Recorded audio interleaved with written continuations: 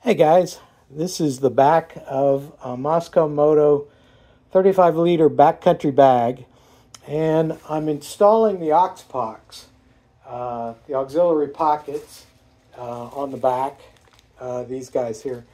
And for any of you guys that have tried this or thinking about doing it, one of the things they tell you do is you have to take these blind nuts and insert them through these little holes.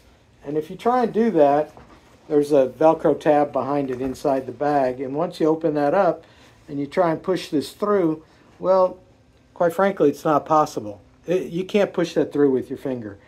Maybe, you can't do it. So I've, just to make it quick and easy, here's something you might think about.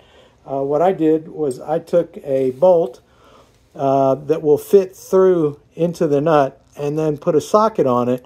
And what I'm going to do is just insert the blind nut on the inside of the bag through that hole.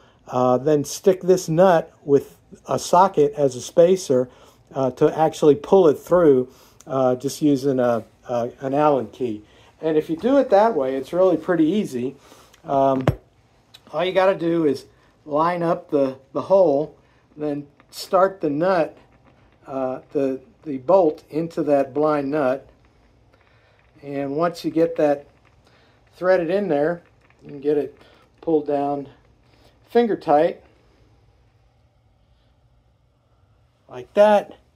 Then take your Allen key and just go ahead and tighten away. The blind nut obviously has teeth on the back of it, so it won't spin in the bag. And you can go ahead and tighten it all the way down. The socket will act as a spacer, and it will pull that through so easy and save your fingers and thumbs or whatever you thought you might be pushing it through with. And there you go. Easily done.